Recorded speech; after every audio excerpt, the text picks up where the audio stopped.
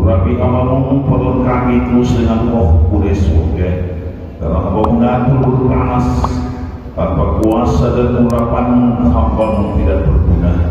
Bungkus tubuh urapan kami semua di tanganmu saja. Haleluya, haleluya, amin.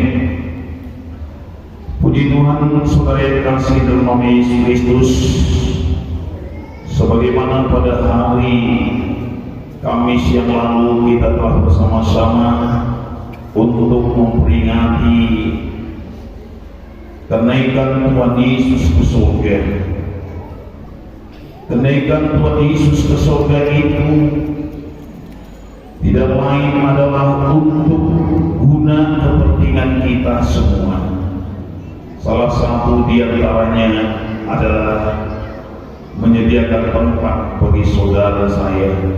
Mari kita baca di dalam buku Yohanes pasal 14 ayat 1 sampai 3 saja dulu.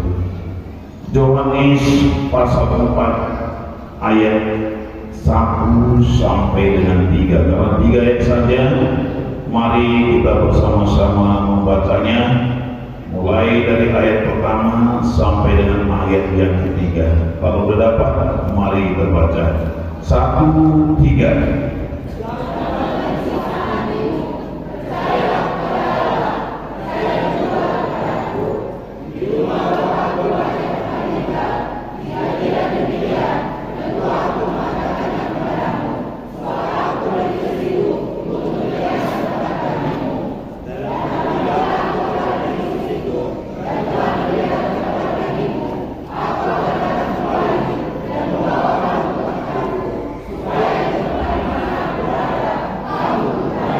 Haleluya. Saudara kekasih dalam nama Yesus Kristus, salah satu guna Tuhan Yesus naik ke surga adalah menyediakan tempat bagi kita.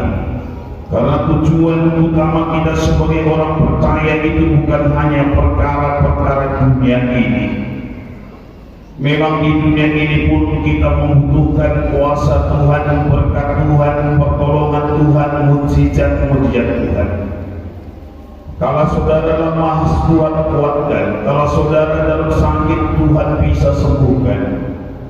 Kalau kita merindukan penghiburan, Dia dapat kita hiburkan Dia. Tetapi lebih daripada itu, saudaraku, ada satu sasaran Tuhan, sasaran kita yang utama sebagai orang percaya ini adalah surga yang mulia. Itulah yang telah disediakan Tuhan bagi kita. Rumah Tuhan, tempat yang disediakan Tuhan ini luas, banyak ruangnya, banyak tempat tinggalnya. Kenapa saudara? Karena Tuhan mau tidak ada satupun manusia yang tidak dapat memasukinya. Itu kerinduan Tuhan. Tuhan mau supaya saudara saya nanti ada bersama-sama dengan Dia. Saya yakin sekali saudara, tempat yang amat luas dan banyak tempat tinggalnya kami pasti sangat indah sekali, pasti megah sekali. Kenapa saudaraku? Kalau dalam Wahyu pasal 21 ayat 9 dikatakan, mulai ayat 9, rumah itu jalan dan jalannya adalah emas murni. Bayangkan saudaraku, kalau di lorong rumah kita saja, di gang rumah kita saja, kalau sudah di aspal, dicor atau di hot mix, betapa bahagianya kita. Kalau rumah saudara sudah permanen punya cat yang lurus, model-model yang sekarang, pasti betapa bahagianya kita. Apalagi rumah yang disediakan Tuhan itulah satu tempat yang mulia, saya katakan. Satu tempat yang begitu indah. Kenapa? Karena bangunannya pun dari emas. Emas bukan emas barang emas, tapi emas murni. Dan jalannya pun emas murni. Ya. Pintu-pintu gerbangnya dari mutiara. Dan saya kira cantik rumah dunia ini belum ada pintunya dari pintu gerbangnya dari mutiara. yang pintu gerbangnya gak ada dan mutiara. Ya. Tetapi rumah yang disediakan Tuhan itu termasuk dalamnya segenapnya dari pintu gerbang yang dari mutiara. Fondasi bangunan itu ada 12 jenis batu yang mahal, batu permata, termasuklah jasmis, kecubu, ratna cempaka dan lain sebagainya. Bermancar bersinar dia bagaikan kristal, memantulkan warna-warni. Kita lihat hari ini karena cuaca gak mendung, hidupkan lampu inilah batu kristal, tapi belum yang paling mahal. Dia dapat memantulkan cahaya itu, saudara. Ada cahaya yang dia terima bisa dia pantulkan dengan warna yang lain. Apalagi kalau kristal yang lebih murni lagi dia. Apalagi batu mutiara yang diberikan Tuhan, permata-permata yang disediakan dengan itu. Kota itu penuh kemuliaan. Tempat itu nyaman dan aman. Ya, tempat itu aman dan nyaman. Pasti kita saudaraku sebagai umat Tuhan, sebagai orang percaya sebenarnya merindukan tempat ini. Apalagi kalau di dunia ini kita seringkali dikecewakan dengan keadaan-keadaan yang kita alami. Kenapa saudaraku banyak sekali yang kita alami dalam dunia ini, hal-hal yang kita tidak inginkan, termasuk banyak sakit penyakit. Hampir tiap saat ada penyakit baru yang ditemukan, yang timbul. Pasti ini tidak akan pernah memberikan kenyamanan bagi kita untuk hidup dalam dunia ini. Ada masalah-masalah, problema, baik dalam diri sendiri maupun dalam rumah tangga, dalam lingkungan kita, dalam negara dan bangsa kita. Pasti tidak akan pernah memberikan kenyamanan bagi kita.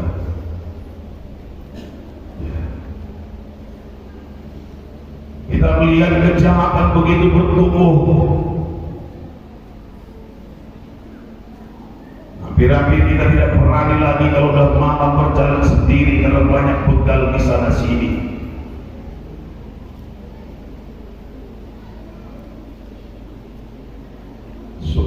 Di sana sini terjadi kekacauan, hal-hal yang menakutkan, kejahatan terus bertambah-tambah. Tentu saudaraku semua ini tidak akan pernah memberikan kenyamanan bagi kita. Tetapi Tuhan kita tadi dia pergi untuk menyediakan satu tempat yang begitu nyaman dan aman, yang begitu indah dan mulia. Pasti inilah merupakan satu kerinduan bagi setiap umat manusia, apalagi kita sebagai orang-orang percaya.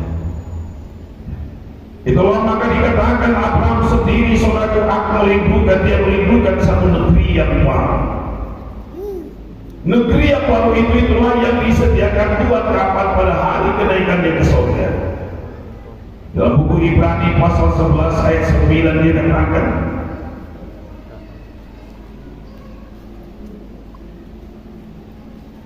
ayat 14 maksud saya, sebab mereka yang berkata demikian menyatakan bahwa mereka dengan rindu mencari suatu tanah air. Tanah air yang dirindukan dalam buku Ibrani ini, inilah satu yang telah disediakan Tuhan bagi kita orang percaya. Inilah salah satu guna Tuhan lain ke surga untuk menyediakan tempat ini bagi saudara saya. Tetapi sekarang mereka merindukan tanah air yang lebih baik, yaitu satu tanah air surgawi. Sebab itu Allah tidak mau disebut Allah mereka, karena Ia telah mempersiapkan sebuah kota bagi mereka. Sekarang Allah telah mempersiapkan kota ini bagi kita semua. Sekarang Allah telah mempersiapkan kota yang indah tadi, yang penuh kemuliaan tadi bagi orang-orang percaya. Apalagi saudaraku, dunia ini bukan tempat kita yang tetap. Dunia ini bukan tempat tinggal kita yang tetap. Kita hanya sebagai perantau di tengah-tengah dunia ini. Saudara saya hanya merupakan perantau dalam dunia ini. Dengan kata lain, suatu saat, suatu hari nanti, dunia ini akan dilebur, dibinasakan. Tapi syukur bagi kita, Tuhan telah menyediakan tempat ini bagi kita sekarang ini. Dia telah menyediakan satu tempat, katanya tadi, tempat yang dirindukan, tanah air yang lebih baik tadi hanya ada di surga. Kalau negara bangsa benua yang lain sama saja semua, saudara. Ya. Kalau benua di Eropa, benua Australia, benua Asia, benua Afrika, benua Atlantika, dan semua dimanapun sama saja semua. Pulau manapun pasti tetap ada masalah, problema. Tetapi Tuhan yang sekarang mempersiapkan satu daerah, satu tanah air, satu tempat yang begitu mulia, yaitu di surga. Satu tempat yang penuh kemuliaan, satu tempat yang begitu indah dan mulia. Pasti saudaraku, satu kerinduan bagi kita semua. Kapan kita tinggalkan dunia ini? Karena dunia ini pasti kita tinggalkan. Karena buku Ibrani tadi pasal 13:14 tadi katakan, dunia ini bukan tempat kita sebenarnya. 13:14. Sebab di sini kita tidak mempunyai tempat tinggal yang tetap. Di dunia ini nggak ada tempat tinggal yang tetap, saudara. Tidak ada tempat tinggal yang tetap. Kita mencari kota yang akan datang. Orang percaya itu ya, dia yakin bahwa dunia ini bukan tempat tujuan akhirnya. Kita mencari tempat tujuan akhir kita, yaitu surga yang kekal itu, yang sekarang Tuhan sedang sediakan rumah bagi kita masing-masing. Satu harapan, satu iman kita tadi memberikan satu sukacita dalam kehidupan kita. Sekali lagi saya katakan, pasti saudara, dalam janji yang diberikan Tuhan itu pasti memberikan satu sukacita dan harapan dalam kehidupan kita. Bagi kita selaku umat Tuhan, orang percaya. Dan satu yang indah lagi diberikan Tuhan dalam ayat 3 tadi, dalam buku Yohanes tadi, apa dikatakan?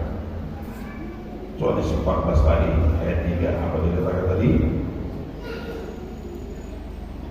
Dan apabila aku telah pergi ke situ dan telah menyediakan tempat bagimu, aku akan datang kembali dan membawa kamu ke tempatku, supaya di tempat di mana aku berada, kamu pun berada.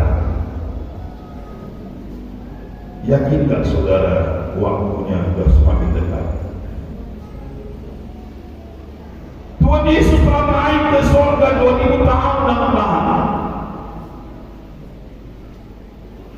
Selama lebih kurang 2000 tahun Tuhan telah bekerja menyediakan tempat bagi saudara dan saya.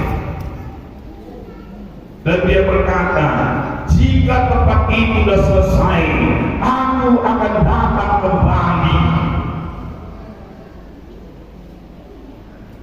Pada hari Kamis juga kita telah dengar firman Tuhan, sebagaimana Yesus naik ke surga, demikian juga akan dia kembali nanti dalam dunia ini dengan cara yang sama. Berarti kita yakinlah dan percayalah, Tuhan tidak lama lagi pasti akan datang.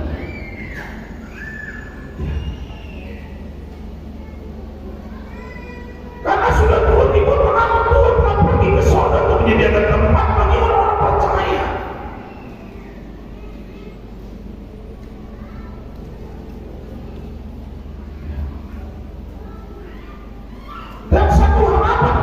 kita, dia akan kembali. Karena ada satu harapan bagi Tuhan. Untuk apa dia kembali? Karena di mana Tuhan berada, Tuhan mau kita ada bersama-sama dia di sana. Inilah tujuan utama Yesus. Dia nanti datang kembali ke tengah-tengah dunia ini. Dia mau mengangkat saleh-salehnya. Dia mau mengangkat orang-orang beriman, orang yang taat dan setia pada dia, supaya dapat tetap bersama-sama dengan dia selama-lamanya. Kalau dunia ini tidak ada tempat yang kekal, sekali lagi saya katakan. Tapi Yesus sudah merancang mengerjakan tempat yang kekal itu untuk tempat saudara dan saya di selama-lamanya ada bersama dia di sana. Bukan hanya setahun, 10 tahun, 100 tahun, 1000 tahun, tapi selama-lamanya.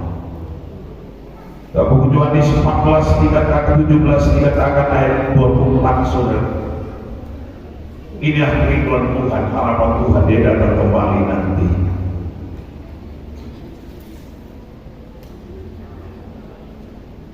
Ya Bapa, aku mau supaya dimanapun aku berada, mereka juga berada bersama-sama aku.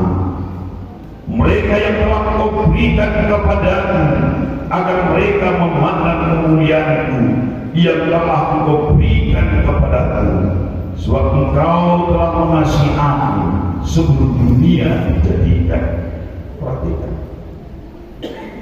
Ini satu kerinduan Yesus kepada Bapaknya, dia ceritakan.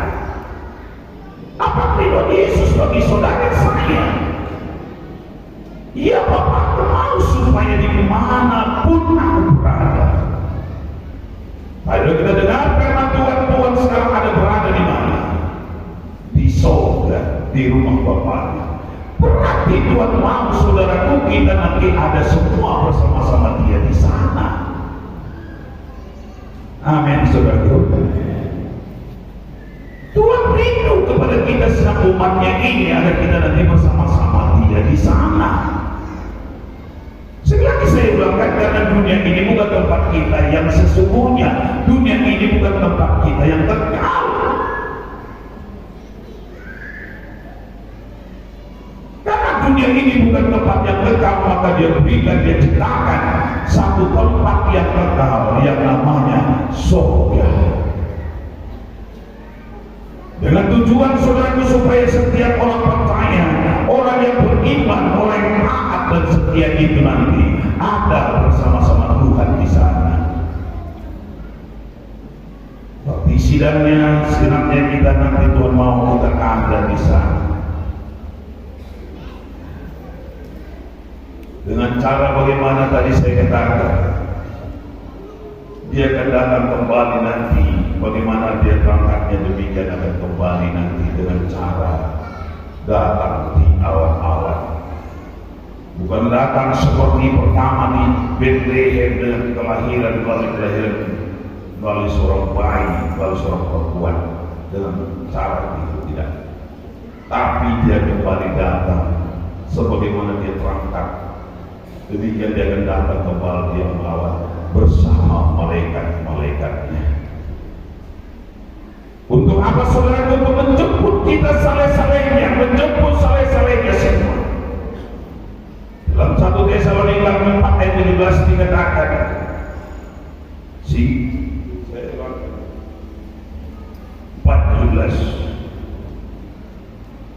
Sesudah itu kita yang hidup yang masih tinggal akan diangkat bersama-sama dengan mereka dalam awan, menyongsong Tuhan di angkasa. Demikianlah kita akan selama-lamanya bersama-sama dengan Tuhan. Setelah itu nanti saudara tidak ada lagi satu perpisahan. Dalam kedatangan Tuhan yang kali kedua, setelah selesai tempat itu nanti dibuat semuanya, dia akan datang kembali. Kita akan reuni akbar di sana. Reuni yang terbesar yang belum pernah terlaksana ada di sana nanti. Saya bayangkan saudaraku, sekalipun belum terlaksana, adakah kira-kira yang lebih indah daripada itu nanti coba.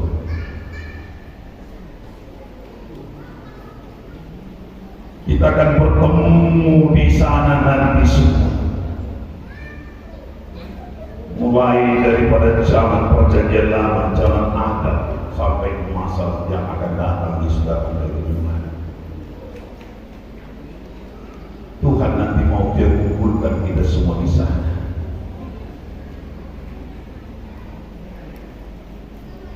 Dan setelah itu kita selama-lamanya bersama-sama dengan Dia. Kalau dalam dunia ini tadi kita dengar pada waktu jam pujian pun, dunia ini selalu ada waktu perpisahan. Di dunia ini pasti ada waktu perpisahan. Maka dibuat orang ada waktu pertemuan, ada waktu perpisahan. Di sana kita bertemu nggak berpisah-pisah lagi, saudara.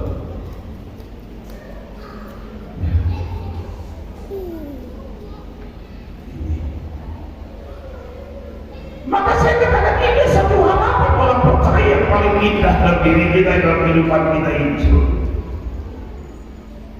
Kenapa Tuhan mempertemukan kita di sana di semua? Karena Yesus Kristus tidak mau umatnya atau ada yang ditimpa murka yang akan datang.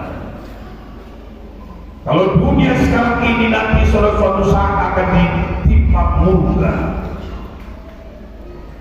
akan diluluhlantakkan, akan binasa. Maka Tuhan tidak mau ada satu pun umat Tuhan, anak Tuhan yang binasa di dalamnya. Tuhan tidak mau satu pun di antara saudaraku kita kena murka di sana. Betapa beratnya pun perjuangan saudara hidup di dunia ini, lebih berat nanti pada murka Allah. Bagaimana susahnya pun kita hidup pada masa-masa sekarang ini, saudaraku, lebih susah nanti pada waktu murka Allah. Bagaimana besarnya penderitaan yang saudara alami pun dalam dunia ini, lebih menderita nanti kalau tidak masuk kehidupan yang kekal ini. Yesus tidak mau satu pun di antara kita yang binasa. Yesus tidak mau satu pun di antara kita yang kena murka ini. Sama dengan Rasul Paulus tadi katakan juga 1 Tesalonika 5:9. Karena Allah tidak meletakkan kita untuk ditimpa murka, tetapi untuk beroleh keselamatan oleh Yesus Kristus Tuhan kita. Saudara diciptakan dalam dunia ini bukan untuk ditimpa murka. Kita lahir dalam dunia ini, saudara, bukan untuk dihukum di api neraka. Tidak. Tapi untuk diselamatkan, bukan untuk dihukum. Tetapi sayang saudara, banyak manusia tidak mengerti sehingga mereka bertahan dalam murka ini. Tapi syukurlah bagi saudara saya, kita telah mengenal Kristus, kita telah menerima Yesus Kristus Tuhan kita. Maka satu perkara saudaraku yang penting, mari bertambah dalam iman dan percaya kita. Marilah lebih sungguh-sungguh, lebih taat, lebih setia mengikuti jalan Tuhan. Sekalipun sekali saya katakan kita harus mengalami banyak kekurangan penderitaan di dalam dunia ini, kalau diizinkan Tuhan. Bertahan.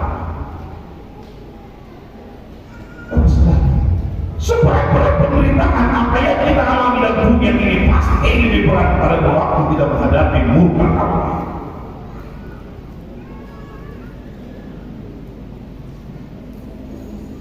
Siapa yang menyatakan pada hari murka Allah, pahlawan dengan cerdik menangis.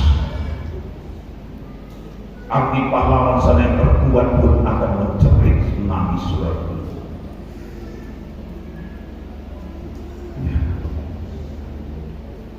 Tapi syukurlah kepada Tuhan, sekalipun kita mungkin di dalam dunia ini hanya orang-orang yang biasa, orang yang kurang dipedulikan orang, tapi Tuhan yang peduli kepada kita. Berbudi bagi diri saudara saya bagaimana dia membukakan pintu keselamatan itu bagi diri kita. Tujuan dari Tuhan tidak lain supaya kita bisa nanti masuk surga yang kekal ini. Tujuan Tuhan tidak lain supaya kita tetap bersama-sama dengan Dia.